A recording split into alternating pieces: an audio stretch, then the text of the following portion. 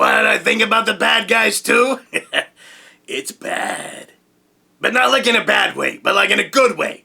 You know, it's bad in a good way, yeah, it was good, okay? Alright, so let's talk about the Bad Guys 2. Before I talk about Bad Guys 2, I gotta talk about what I thought about Bad Guys 1. Bad Guys 1, I thought was pretty good. I know a lot of people rush to it for its art style, and yeah, the art style is really nice. I'm not gonna say it's not. But I will admit, for most of the movie, it kinda just felt like a typical by-the-numbers Dreamworks film. Didn't really feel that different, unique, or surprising, but I did really like the intro, and I liked the way that it ended. Just everything in the middle felt predictable, kinda standard, ho-hum. I kinda just sat there wishing, like, this has a good premise, it has a good, like, core, just, it feels like it's wanting to break out of this like cocoon that it feels like it has to be in and just couldn't. And then the sequel rolls along, and whatever cocoon it was in, they broke out of that like there's no tomorrow, and I am here for it! I'm finished!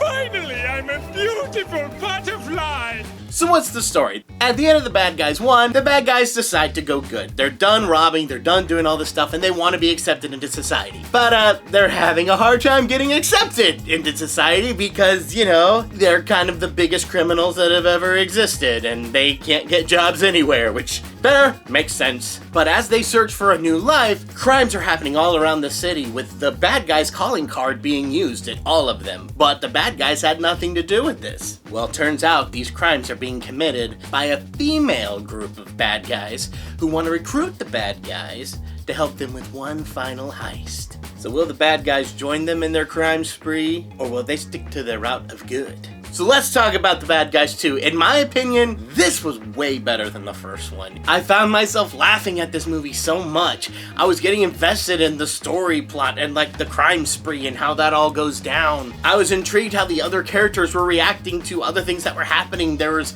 betrayals and backstabbings that just, kept the tension. And I didn't always know how they were gonna get out of a jam, which that was fun to see. It felt like the first one walked so that this one could run, especially in its animation, its comedy, its storytelling, its characters. Everything just felt like it was bumped up to the next level, and I'm here for it. I love what they did with the animation in this. Like, the animation in the first one was great, but here it's even better. They kept the same style, but then amplified it even more. There are times when the characters are so shocked or so amazed by something that they straight up slip out of CG and go into 2D. That was such a unique and fun touch. It was so anime, but it weirdly fit so well here. Oh my gosh, I really appreciated that. And this didn't happen once or twice, it happened multiple times throughout the movie, and it was just so, it was so inventive and so much fun to see. I love DreamWorks experimenting with their animation right now.